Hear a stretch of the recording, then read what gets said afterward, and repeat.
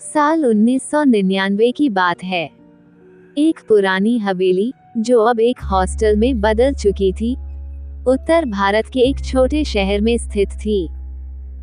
उस हॉस्टल की एक कोठरी थी, कोठरी नंबर 13। कहते थे वो कमरा पिछले 20 सालों से बंद था। कोई उसमें जाता तो लौटकर नहीं आता। पर यह सब सिर्फ अफवाहें मानी जाती थीं, जब तक कि राज वहां नहीं आया।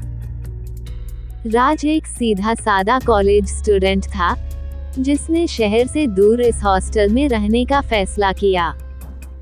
बाकी कमरे भर चुकी थीं, बस कोठरी नंबर 13 खाली थी। वार्डन ने पहले तो मना किया, लेकिन राज की जिद के आगे हार मान ली। पहली रात को सब कुछ सामान्य था, लेकिन रात के 2 बजे राज की आंख खुल गई।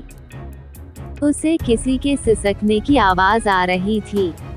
उसने कमरे की बत्ती जलाई, लेकिन वहां कोई नहीं था।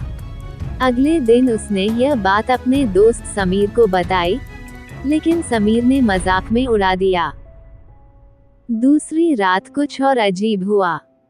राज को लगा कि कोई उसके पलंग के नीचे से सरका रहा है। डरते डरते उसने नीचे झांका, वहां कुछ नहीं था। लेकिन जैसे ही उसने सिर ऊपर उठाया, आईने में किसी लड़की की झलक दिखी। सफेद साड़ी, उलझे बाल, खून से सना चेहरा। राज चीखते हुए कमरे से बाहर भागा। वार्डन को सारी बात बताई। वार्डन ने गंभीर होकर कहा, मैंने मना किया था न, उस कमरे में मत रहो। फिर उसने राज को एक पुरानी कहानी सुनाई।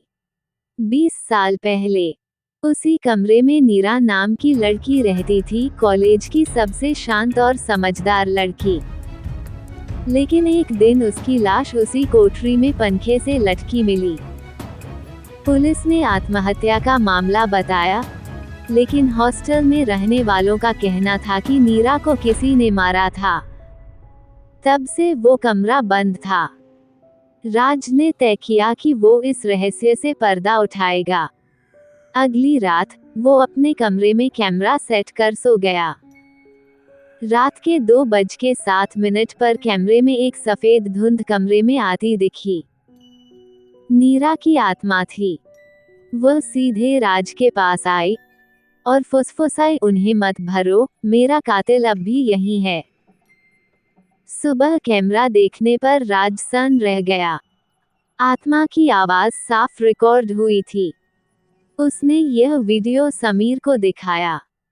दोनों ने मिलकर पुराने रिकॉर्ड खंगाले और पाया कि उस समय वार्डन ही ड्यूटी पर था और नीरा को आखिरी बार उसी के साथ देखा गया था।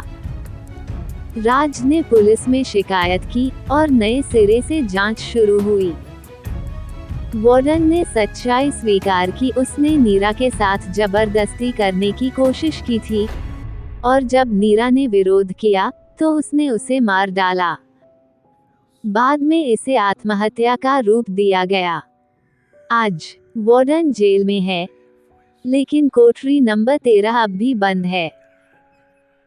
राज हॉस्टल छोड़ चुका है, लेकिन कभी कभी रात को वो सपना देखता है। नीरा मुस्कुरा रही होती है और कहती है, अब मैं मुक्त हूँ, लेकिन मैं यहीं रहूंगी, तुम्हारी रक्षा के लिए।